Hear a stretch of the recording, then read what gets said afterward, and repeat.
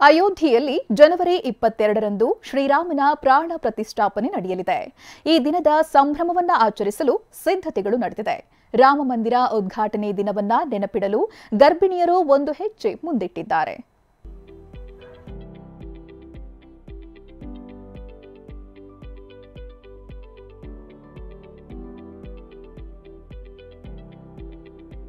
ರಾಮ ರಾಮ ದೇಶಾದ್ಯಂತ ಈಗ ರಾಮನದ್ದೇ ಜಪ. ಜನವರಿ 22ರಂದು ಅಯೋಧ್ಯೆಯಲ್ಲಿ ರಾಮ ಮಂದಿರ ಲೋಕಾರ್ಪಣೆಯಾಗಲಿದೆ.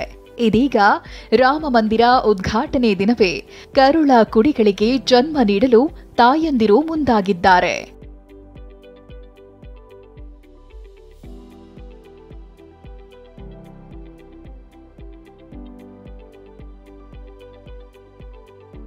ಮಂದಿರ ಉದ್ಘಾಟನೆಗೆ ದಿನ, ಡೆಲಿವರಿಗೆ ಡಿಮ್ಯಾಂಡ್. ಗಂಡು ಮಗುವಾದ್ರೆ ಶ್ರೀರಾಮ, ಹೆಣ್ಣಾದ್ರೆ ಸೀತಾ.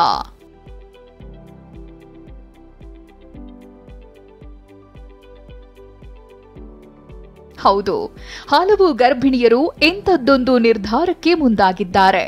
ರಾಮ ಮಂದಿರ ಉದ್ಘಾಟನೆಯಾಗುವ ಜನವರಿ 22ರಂದೇ ಮಗುವಿಗೆ ಜನ್ಮ ನೀಡುವ ಆಸೆ ವ್ಯಕ್ತಪಡಿಸಿದ್ದಾರೆ.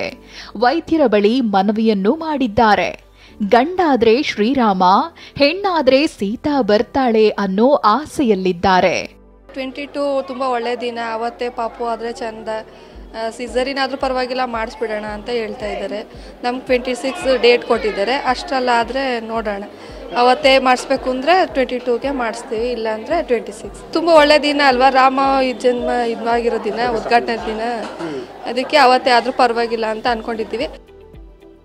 ಗರ್ಭಿಣಿಯರೇನೋ ರಾಮನಂತ ಮಗುವನ್ನ ಹೆರುವ ಕನಸಿನಲ್ಲಿದ್ದಾರೆ. ಆದರೆ ವೈದ್ಯರು ಮಾತ್ರ ಅವತ್ತೇ ಹೆರಿಗೆ ಮಾಡಿಸುವುದು ಕಷ್ಟ ಅಂತಿದ್ದಾರೆ. ಹೆರಿಗೆ ದಿನದ 1 ವಾರ ಆಸುಪಾಸಿನಲ್ಲಿದ್ರೆ ಸಿ ಸೆಕ್ಷನ್ ಮೂಲಕ ಈ ರೀತಿ ಮಾಡಬಹುದು ಅಂತಿದ್ದಾರೆ. ಮಗು ಕಂಡೀಷನ್, ತಾಯಿ ಕಂಡೀಷನ್ ಎಲ್ಲ ಚೆನ್ನಾಗಿದ್ದು, ಅವಳಿಗೆ BP ಇಲ್ಲ ಅಥವಾ ಶುಗರ್ ಇಲ್ಲ, ಬೇರೆ ಯಾವುದೇ ಒಂದು ಕೋಮಾರ್ಬಿಡ್ ಕಂಡೀಷನ್ ಇಲ್ಲ, ಮಗುವಿನ ಮೂಮೆಂಟ್ ಚೆನ್ನಾಗಿದೆ, ಒಳಗಡೆ ಮಗುವಿನ ಸುತ್ತ ನೀರು ಚೆನ್ನಾಗಿದೆ ಅಂತಂದರೆ ನಾವು ಆ ಪ್ರಯತ್ನ ಪಡ್ಬೋದು ಅಷ್ಟೇ. 1 ವಾರ ಮುಂಚಿತವಾಗಿ ಮಾಡ್ಬೋದು. ಸಿಸೇರಿಯನ್ ಆದರೆ 1 ವೀಕ್ ಮುಂಚೆ. ಸಪೋಸ್ ಈಗ ಅವಳ ಡೇಟ್ 29 ಇರುತ್ತೆ, 30 ಇರುತ್ತೆ ಅಂದ್ಕೊಳ್ಳಿ.